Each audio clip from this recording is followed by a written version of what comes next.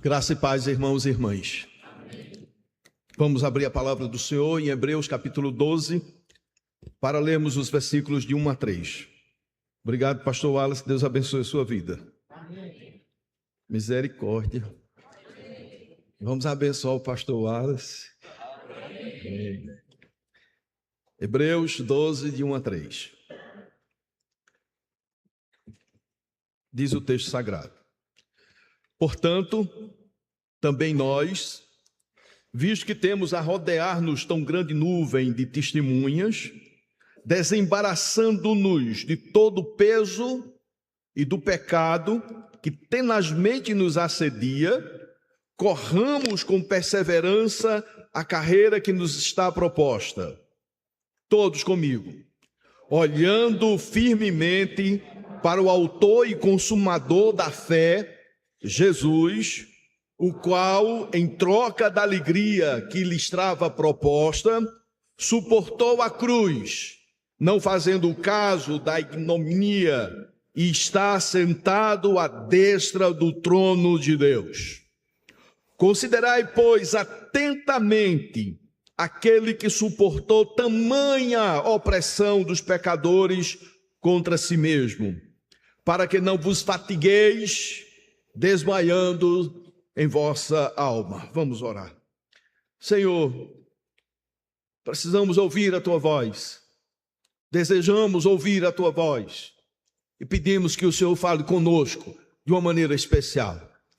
Senhor, me enche com o Espírito Santo, para que eu possa pregar a Tua palavra com unção, com poder, com autoridade, com fluência no falar, com a argumentação que possa ser clara para o entendimento de todos. Senhor, vem fazer uma obra de salvação, de libertação e de fortalecimento do Teu povo, pois nós oramos em nome do Senhor Jesus Cristo. Amém. Amados, em Tiago capítulo 1, versículo 12, nós encontramos a seguinte afirmação: bem-aventurado o homem que suporta com perseverança a provação, porque depois de haver sido aprovado, receberá a coroa da vida, a qual o Senhor prometeu aos que o amam. Tiago está nos dizendo que nós devemos viver uma vida cristã de tal maneira que sejamos aprovados por Deus em nossa vida espiritual. E eu quero chamar a atenção, queridos, porque nós afirmamos através desse texto sagrado que nós devemos viver uma vida de tal maneira que sejamos aprovados por Deus, ou seja, pelo critério de Deus. Deus que conhece não apenas o nosso exterior, mas o Deus que conhece a cada um de nós no mais íntimo do nosso ser, do nosso pensamento, da profundidade da nossa alma. A coroa da vida está prometida para os aprovados. Amém, queridos? Eu vou repetir: a coroa da vida está prometida para os aprovados. E aí nós podemos perguntar nesse momento: e quem são os aprovados? Os aprovados são aqueles que mantêm a sua fé em Jesus Cristo até o final. Os aprovados são aqueles que perseveram em meio às lutas e dificuldades e aflições da vida. Os aprovados são aqueles que suportam as provações sem abandonar o Senhor. Os aprovados são aqueles que demonstram por sua perseverança a autenticidade da sua fé. Os aprovados são aqueles que amam a Cristo e permanecem fiéis até o final. Que Deus encontre a sua vida aprovado em nome do Senhor Jesus. Que você receba esta palavra da parte de Deus, aprovado, que você receba esse selo no seu coração em nome do Senhor Jesus. Mas, meus irmãos, eu preciso fazer esse alerta, porque na Divina Escritura nós encontramos pessoas que começaram muito bem, começaram a carreira proposta muito, mas muito bem. Mas, na caminhada, diante dos desafios da vida cristã, diante das lutas e dos espinhos, uns pararam, cruzaram os braços. Outros desistiram da jornada e da caminhada cristã. E alguns apostataram da fé. Mas há um fato que nós não podemos desconsiderar. É que enquanto uns se perdem, outros se mantêm firmes na fé. Bendito seja o nome do Senhor. E a minha oração é que você se mantenha firme na fé para a glória de Deus e para a salvação da sua alma.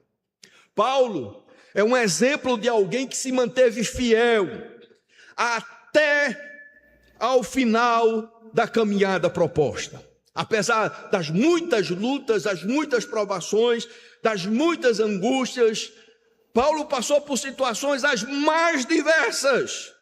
Mas ele diz: combati o bom combate, completei a carreira e guardei a fé. Aleluia. Em outras palavras, o apóstolo Paulo está dizendo: não abandonei o campo de batalha, não desisti diante das lutas, não negociei a verdade, não abandonei o meu Senhor e o meu Salvador, Jesus Cristo.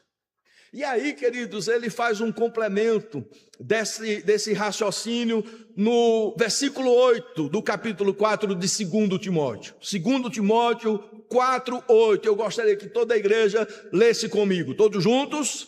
Já agora, a coroa da justiça me está guardada, a qual o Senhor, reto juiz, me dará naquele dia, e não somente a mim, mas também a todos quanto amam a sua vinda.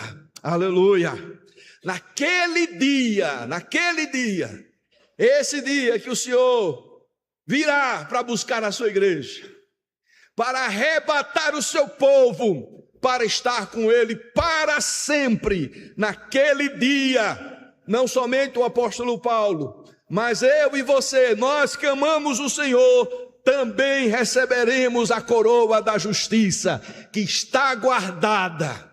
E é interessante, queridos, que em 1 Pedro nós encontramos o Senhor dizendo, através desse apóstolo, que ele guarda o herdeiro e guarda a herança para o herdeiro. Ele nos guarda para a herança e guarda a herança para nós. Louvado seja o nome do Senhor.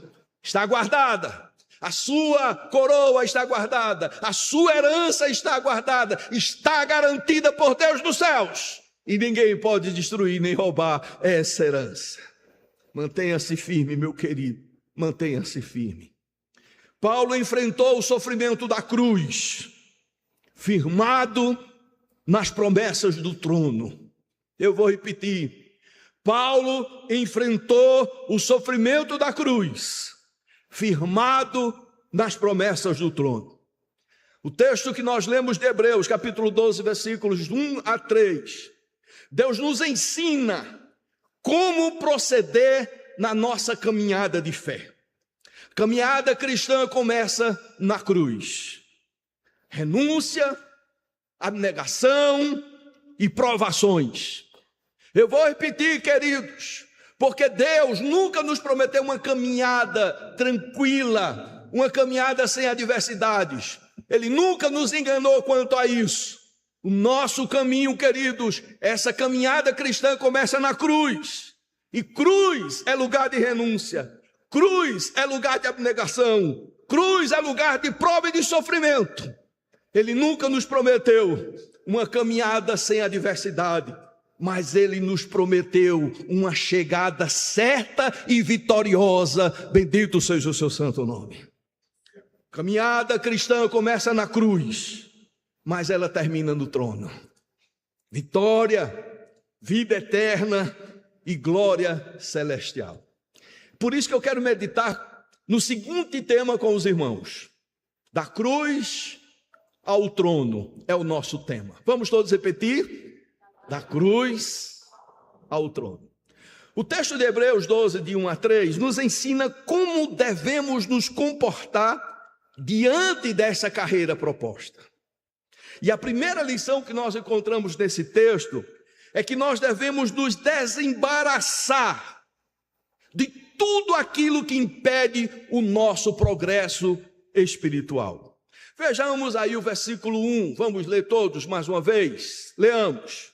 Portanto, também nós, visto que temos a rodear-nos tão grandes nuvens de testemunhas, desembaraçando-nos de todo o peso e do pecado que tenazmente nos assedia. Veja o texto que diz, desembaraçando-nos. Desembaraçar, querido, significa tirar algo que atrapalha, remover obstáculos, livrar-se de tudo o que impede o progresso, deixar para trás aquilo que dificulta a nossa caminhada rumo à pátria celestial. A figura é de um atleta que vai correr uma prova e antes da corrida ele remove tudo que pode atrapalhar, roupas pesadas, objetos desnecessários ou qualquer coisa que reduza o seu desempenho. Meus queridos, essa lição é extremamente importante para todos nós. Estamos nesta caminhada e nós temos que nos livrar de tudo o que dificulta a nossa carreira cristã. Você tem que se livrar, se libertar, jogar para trás, para fora, para bem longe, tudo o que dificulta a caminhada cristã. O versículo 1 fala de duas coisas que nós devemos nos desembaraçar, nos livrar, nos libertar. Primeiro é o peso. Segundo é o pecado. Quais são as duas coisas que nós temos que nos desembaraçar todos juntos? Peso e pecado. O que é que significa então todo o peso? Olha o que é que o texto diz, desembaraçando-nos de todo o peso. O que significa esse todo o peso? O peso, queridos, não se refere necessariamente a algo pecaminoso. Trata-se de qualquer coisa que atrapalhe ou dificulte ou que retarde o nosso progresso espiritual. Pode ser qualquer coisa que esfrie a nossa comunhão com Deus, que roube o nosso tempo espiritual, que diminua o nosso zelo para com Deus e as suas coisas e o compromisso com o seu reino, que dificulte a nossa obediência. Meus amados, assim como um corredor remove tudo que pode prejudicar o seu desempenho, o crente deve abandonar tudo o que enfraquece a sua comunhão com Deus e a sua dedicação ao reino do Senhor. Você tem que se desembaraçar de todo o peso. A igreja pode dizer amém? Exemplos de pesos: preocupações excessivas, distrações constantes, hábitos improdutivos. Dentre eles a gente pode citar o celular, que tem sido um destruidor de tempo e de vida espiritual e comunhão com o Senhor, ambições desordenadas, amizades prejudiciais, atividades lícitas, mas que ocupam o lugar que deve pertencer somente a Deus. Nós devemos nos desembaraçar de todo o peso, mas não para por aí, mas também de todo pecado. Eu vou pedir que os irmãos participem. Devemos nos desembaraçar de quê? Todo peso e todo pecado. Todo peso, tudo que dificulta o nosso progresso espiritual, mas também de todo pecado. E o que é que significa? Olha o texto. O texto diz que nós devemos nos desembaraçar do pecado que tenazmente nos assedia. Peso e pecado são duas coisas que nós temos que jogar para trás. Resistir, não ceder, eliminar da nossa vida em nome de Jesus. Amados, pecado é toda falta de conformidade com a vontade de Deus. Pecado é transgredir a lei de Deus. É a nossa referência nos 10 mandamentos. A regra de vida estabelecida por Deus não caducou. Essa lei que nos mostrou o quanto nós estávamos perdidos por conta da nossa incapacidade de cumprir toda a lei e de satisfazer a justiça de Deus. Essa mesma lei nos abriu os olhos para entendermos que nós precisávamos de um Salvador, de um libertador, de um perdoador, daquele que quitasse a nossa dívida. E foi por conta dessa lei que nós podemos ir buscar o Salvador e encontramos em Jesus o Messias prometido por Deus. Essa lei, queridos, que serviu diário a nos conduzir ao Salvador. Amados, os 10 mandamentos é regra de vida. Os 10 mandamentos da palavra de Deus devem ser o norte da nossa conduta. Aqui está de uma forma simples, resumida a vontade de Deus para a minha vida e para a sua vida. Vamos lembrar os mandamentos de Deus. Amém? Primeiro mandamento: não terás outros deuses diante de mim. Segundo mandamento: não farás para ti imagem de escultura. Terceiro mandamento: não tomarás o nome do Senhor teu Deus em vão. Quarto mandamento: lembra-te do dia do Senhor para o santificar. 6 dias trabalharás e o 7º é o dia de descanso, o dia do Senhor. Quinto mandamento: honra o teu pai e a tua mãe. 6º mandamento: não matarás. 7º: não adulterarás. 8º: não furtarás.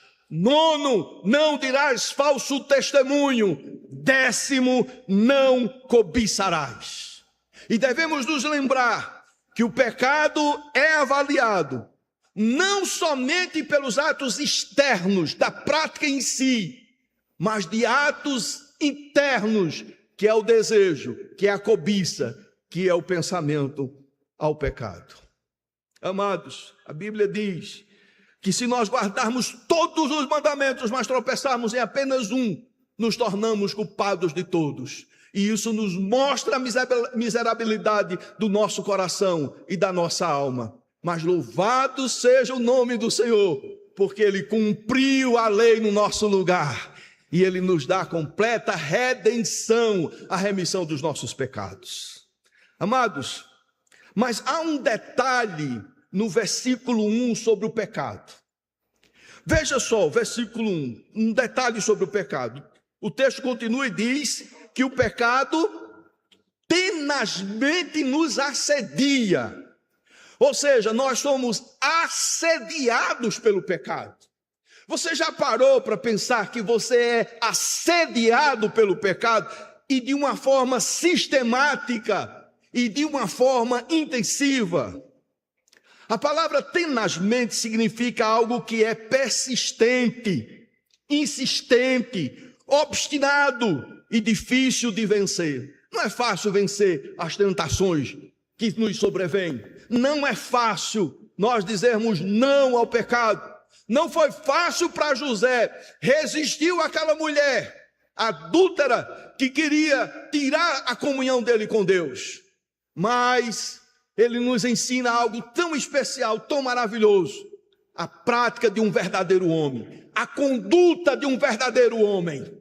Homem é como ele, José, que disse para aquela mulher: o teu marido me confiou tudo aqui na sua casa, menos a você. Eu não posso desonrar a esse homem que me deu toda a confiança e me deu toda a liberdade de estar aqui. Ele pensa no marido da mulher. Ele imagina a decepção, a dor e o sofrimento que aquilo ia causar na sua família. E ele diz não. Mas acima de tudo, José diz: como eu poderia pecar contra o meu Senhor? Mas mesmo assim, a mulher insiste E ele corre como um homem de verdade, como um homem valente, que teme ao Senhor, o nosso poderoso Deus.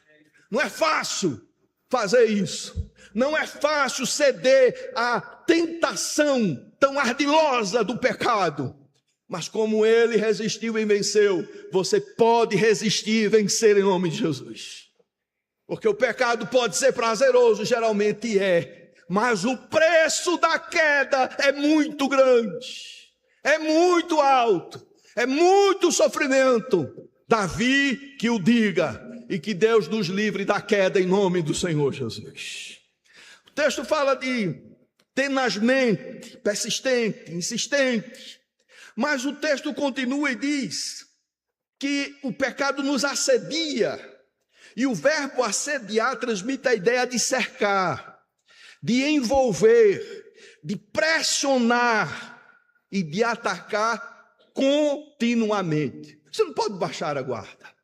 Você não pode pensar de que já está num grau espiritual que nada pode lhe derrubar nem lhe vencer espiritualmente. A palavra do Senhor nos diz que aquele que pensa que está em pé, veja que não caia. Resista em nome do Senhor. E se esse pecado está dominando o seu coração, hoje é a noite de você se libertar em nome do Senhor Jesus.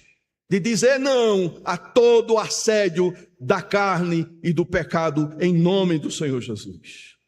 Quando a divina palavra fala do pecado que tenazmente nos assedia, ele está ensinando que o pecado não é um inimigo ocasional, de vez em quando. Não é ocasional. É uma força que constantemente procura nos secar, nos prender e nos impedir de avançarmos na carreira cristã, de nos destruir. Amados, o que o pecado quer fazer é nos destruir. Se você está em Cristo, se você já nasceu de novo, se você já foi selado com o Espírito Santo, o pecado não pode trazer mais condenação para a sua vida, porque a palavra do Senhor nos diz que não há mais condenação nenhuma para aquele que está em Cristo Jesus, o nosso Salvador. Mas o pecado pode roubar a nossa comunhão com Deus, pode nos afastar da intimidade com Deus e das bênçãos temporais de Deus. Isso pode acontecer. O pecado causa dor, causa muito estrago na nossa vida. O pecado destrói e pode destruir a nossa comunhão com Deus. Mas hoje, se você caiu, se você está no chão, se você está na lama do pecado, hoje o Senhor pode te purificar em Cristo Jesus, pode te libertar. O que encobre os seus pecados jamais prosperará, mas aquele que confessa e deixa, alcança misericórdia da parte do Senhor. Amados, o texto nos ensina que o pecado nos cerca de todos os lados. O pecado nos persegue continuamente. O pecado procura nos enredar e nos prender.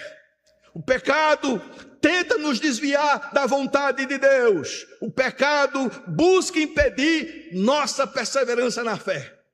E se você está vivendo esse assédio do pecado, em nome do Senhor Jesus, diga não e se renda diante da glória e da majestade de Deus. Entregue-se a Ele, peça misericórdia, peça a força do Espírito Santo, peça que o Espírito Santo te capacite a dizer não a todo assédio do pecado em nome de Jesus. O pecado não apenas atrapalha a corrida, ele busca nos fazer abandonar completamente o caminho. Mas o pecado não irá te destruir em nome do Senhor Jesus. O pecado não irá te destruir em nome do Senhor Jesus. O texto nos ensina, queridos, que a perseverança cristã exige duas atitudes: eliminar os pesos e mortificar os pecados, em nome do Senhor Jesus. Eliminar os pesos e mortificar o pecado. Há coisas que devem ser abandonadas, porque são pecaminosas, E há outras coisas que, embora lícitas, precisam ser deixadas de lado, porque prejudica a nossa corrida espiritual. Meu querido irmão, minha querida irmã, coloque-se diante de Deus, do Espírito de Deus, e ora ao Senhor, Senhor, sonda o meu coração, vê o que está em mim, que é peso e que precisa ser abandonado em nome de Jesus, e me dá força para vencer o assédio do pecado em nome de Jesus. O cristão sábio pergunta não apenas, isto é pecado? Mas também, isso me ajuda a correr melhor a carreira que Deus me propôs? O versículo 1 termina com uma exortação. Versículo 1, final. Veja o que é que diz. Corramos com perseverança a carreira que nos está proposta. Vamos ler toda a igreja. Eu gostaria que você lesse com toda a ênfase. Todos. Corramos com perseverança a carreira que nos está proposta. Corra, meu irmão, não pare. Não pare. O cristão não pode parar, ele tem que estar correndo sempre. É uma caminhada. Corra com perseverança. Não desista, em nome do Senhor Jesus. Nós vamos encontrar nas páginas da Divina Escritura homens que desistiram, caminharam tão bem e desistiram. Paulo cita vários. E olhe que essas pessoas tinham sido pastoreadas pelos apóstolos, tinham sido pastoreados por grandes homens de Deus, que participaram de igrejas no início, com todo o vigor espiritual, mas não obstante a todas essas coisas boas e graciosas, se desviaram do caminho do Senhor, desistiram, pararam. Mas o texto diz, corra com perseverança a carreira que está proposta, não volte atrás.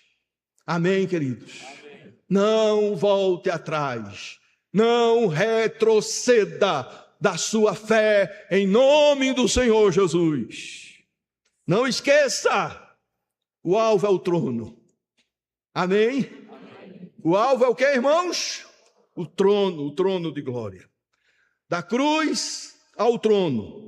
Primeira lição, devemos nos desembaraçar de tudo aquilo que impede o nosso progresso espiritual. Mas há uma segunda lição. Segunda lição é que nós devemos olhar firmemente para Jesus. Qual é a segunda lição, igreja? Devemos olhar firmemente para Jesus. Versículo 2, vamos ler? Todos. Olhando firmemente para o autor e consumador da fé, Jesus, o qual, em troca da alegria que estava proposta, suportou a cruz.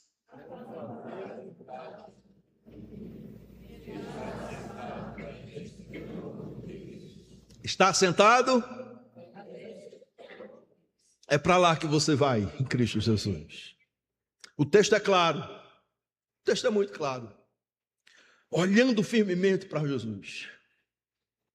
Tão simples, mas tão profundo e tão contundente essa palavra, com tantos significados. Firmemente tem o significado de exclusividade, de olhar com foco total, apegar-se somente a Ele, depender somente dEle. Meus queridos irmãos e irmãs, no que diz respeito à nossa salvação, à vida eterna, nós devemos olhar somente para Jesus. Olhar somente para Jesus. Devemos colocar somente em Jesus, a nossa confiança e dependência para a salvação eterna. Você que é membro dessa igreja, quarta igreja, a igreja boa, séria, mas não bote o seu olhar nessa igreja. O seu olhar tem que ser em Jesus, porque igreja nenhuma nessa terra salva, tem o poder de salvar, tem o poder de garantir a salvação. Somente Jesus, somente Jesus. ou a sua fé está fundamentada única e exclusivamente em Jesus, ou qualquer outra coisa que você colocar, exclui Jesus da sua vida. Meu irmão, nisso você não pode errar de maneira nenhuma. Nisso você não pode errar de maneira nenhuma. Quando o texto divino diz que o seu olhar tem que ser só em Jesus, e significa que nada e nem ninguém pode ser objeto do nosso olhar. Nem sacramentos, nem obras, nem penitências. Nenhuma pessoa humana, viva ou que já morreu, pode ser objeto do nosso olhar. Nenhuma criatura humana, nenhuma outra criação de Deus, nada e nem ninguém pode ser objeto do nosso olhar. O nosso olhar tem que ser exclusivamente para Jesus. Depender só dele, exclusivamente dele. E o texto sagrado, queridos, vai apresentar duas razões para olharmos só para Jesus. Primeira razão é que Jesus é o autor e consumador da nossa fé. Amém? Jesus é o quê? Ele é o autor. Ele não é um, dando margem para outros autores. Ele é o único autor da nossa fé. Mas ele também é o consumador da nossa fé. Isso me faz lembrar da sua palavra quando ele diz: eu sou o caminho, a verdade e a vida. Agora veja a conclusão desse versículo: e ninguém vem ao Pai senão por mim. A única maneira, o único caminho para chegarmos até Deus, o seu trono, a sua graça, a sua casa, a sua glória, é através de Jesus Cristo, nosso Salvador. Só através de Jesus. Ele é o único. Olhar somente para Ele é o que vai te dar a esperança e a certeza da vida eterna. A você sair da caminhada da cruz ao final do trono glorioso. A palavra autor tem um sentido de originador. Ele, a origem da nossa fé. De fundador, ele é o fundamento da nossa fé. Jesus é a pedra angular. É essa pedra pela qual nós devemos construir a nossa vida espiritual. E somente nesta pedra chamada Jesus, só nele, é que devemos depositar toda a nossa confiança. Jesus é o autor da fé, porque é a fonte e o fundamento da nossa salvação. E consumador significa aquele que completa. Sabe por que você não vai se perder, você que está em Cristo? Porque Ele começou e Ele vai completar. Ele te deu a fé. Ele é a origem da fé. Ele é o fundamento da fé. E é Ele quem vai te conduzir para a vitória celestial. É aquele que aperfeiçoa, aquele que leva à meta, aquele que termina a obra que Ele prometeu. Aleluia! Jesus não apenas inicia a fé, Ele conduz a fé até o seu objetivo final. O mesmo Cristo que começou a obra da salvação, vou repetir, o mesmo Cristo que começou a obra da salvação, é aquele que garante a sua consumação. Olhe firmemente para Jesus. Por quê? Porque Jesus é o iniciador da caminhada da fé. Ele é o modelo perfeito da fé. Ele é o aperfeiçoador da fé. E Ele é o garantidor da nossa chegada ao destino final. Não atribua a ninguém o papel que pertence somente a Jesus. Mantenha seus olhos fixos em Jesus, o único autor e consumador da fé. Somente Jesus. Filipenses 1,6, Paulo diz, Filipenses 1,6, por gentileza, e eu gostaria que toda a igreja lesse: estou plenamente certo de que aquele que começou boa obra em nós há de completá-la até o dia de Cristo Jesus. Vamos trocar o nós por mim? Amém? Vamos trocar o nós por mim? Todos? Estou plenamente certo de que aquele que começou boa obra em mim há de completá-la até o dia de Cristo Jesus. Aleluia, aleluia. Dependa somente de Jesus, meu irmão. Dependa só de Jesus. Está dependendo da quarta igreja? É uma igreja boa, séria. Pastor Wallace é um homem de Deus, homem piedoso. Ninguém disse amém, pastor. Amém. Pastor João é um homem sério, um homem de Deus. Amém. Dedicado. Eu estou seguindo o passo deles. Amém. Mas não coloque a sua fé nessa igreja. Não dependa dessa igreja. Ela é importante. Ela é a casa de oração. Aqui nós nos cuidamos mutuamente. Aqui nós desenvolvemos nossos dons, nossos talentos. Muitos aqui, que estão aqui, foi nessa casa que entregaram a sua vida a Jesus, que nasceram de novo, que foram batizados, que receberam tantas bênçãos. Aqui, esse lugar é uma bênção, a quarta igreja é uma bênção. Eita, ninguém disse amém, pastor. Amém. Essa igreja é uma bênção. É mesmo, de verdade. De verdade. O conselho é uma bênção. Amém. Amém. Obrigado, pastor. Junta diaconal, os líderes. Tem tanta gente boa aqui. De vez em quando aparece uma alma penada, mas tem tanta gente boa aqui.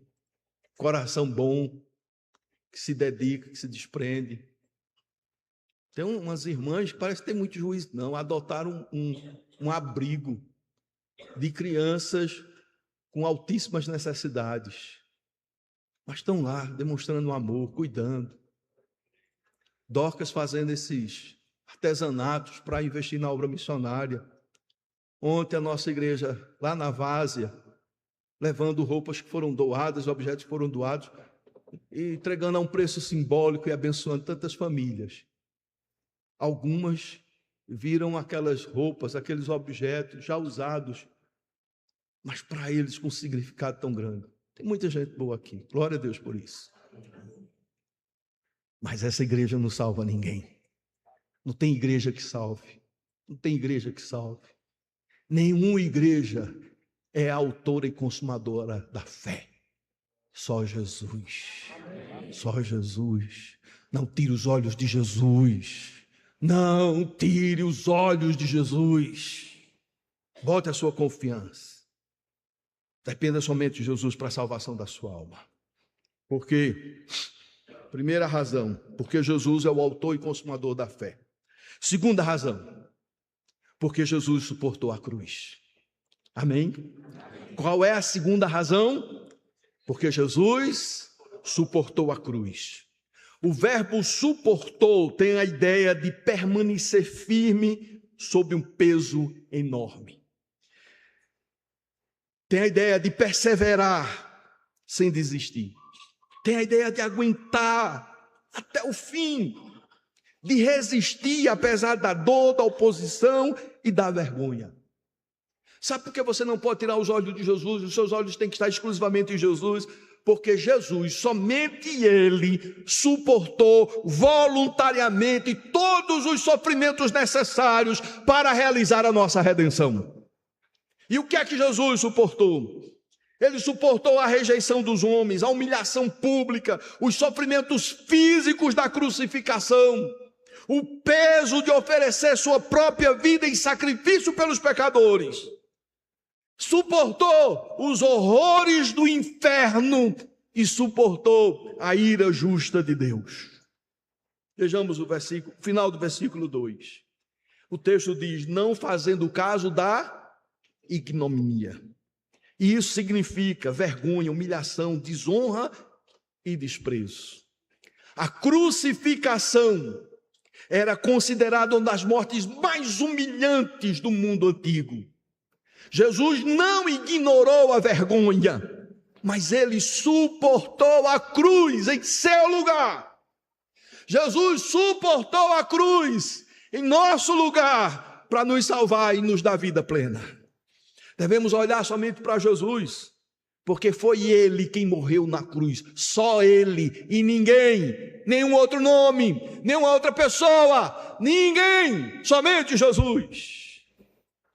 Devemos olhar somente para Jesus, porque foi ele e somente ele quem morreu.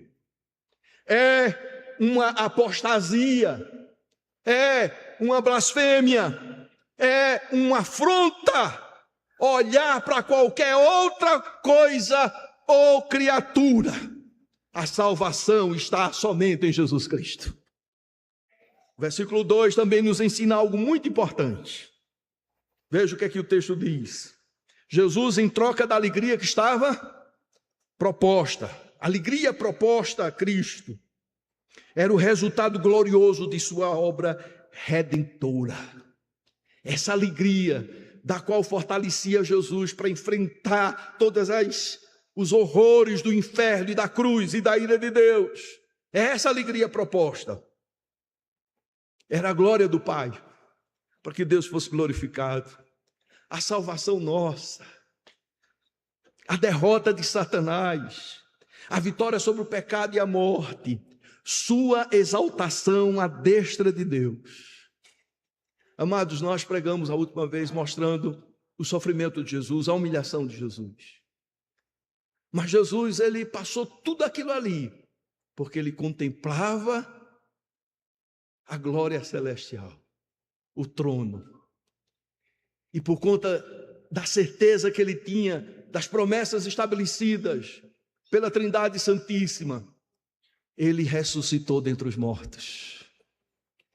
Ele foi assunto aos céus. Ele levou o corpo humano e está lá com as marcas dos cravos, o corpo ferido e a fronte.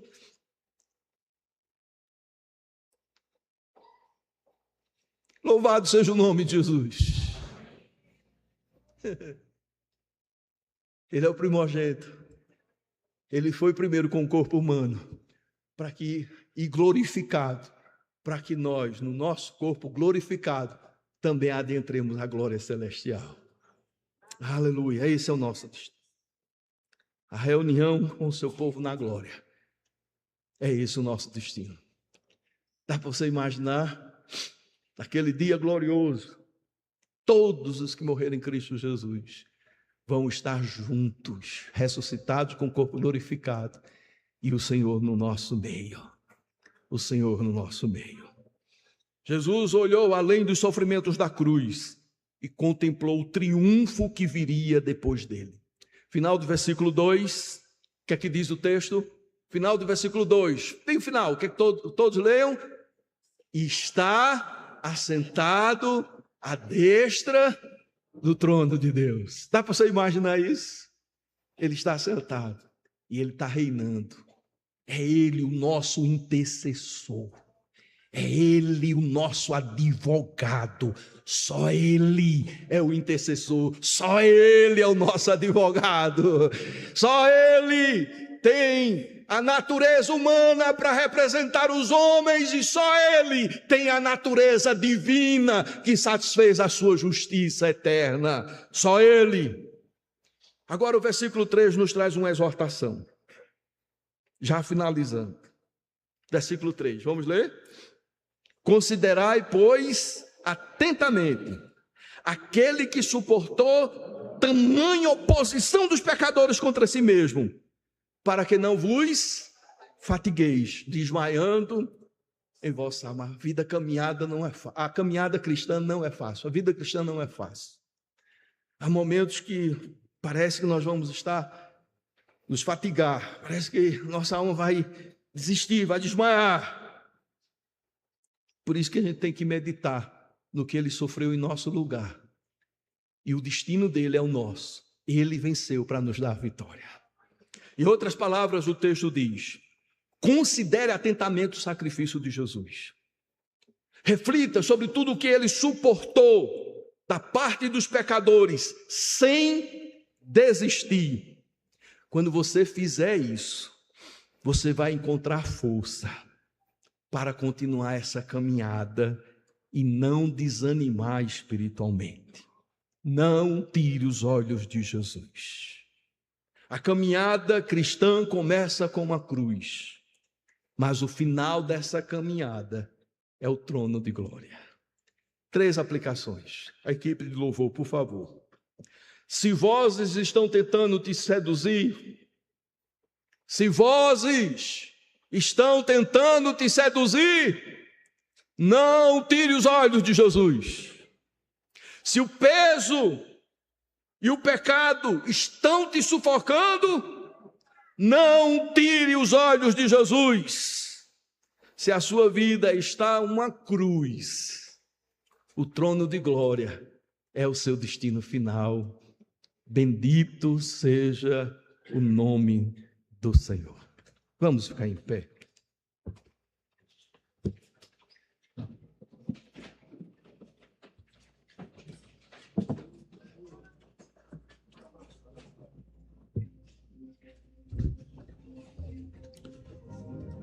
Meu irmão, feche os seus olhos, por gentileza. Feche os seus olhos. O caminho da salvação você não pode errar. O caminho da vida eterna você não pode errar. É só Jesus. Só Jesus. Ele é o autor da fé. Ele é o consumador da fé. Ele, somente Ele que suportou a cruz. A sua fé e a sua confiança ou está somente nele ou não está nele. Se há peso,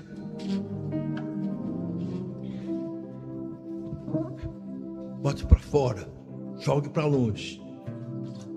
E se há assédio do pecado, resista em nome do Senhor Jesus. Que Deus te dê força para continuar essa caminhada, que não é fácil, mas é gloriosa. Ele promete estar com você. Louvemos ao Senhor.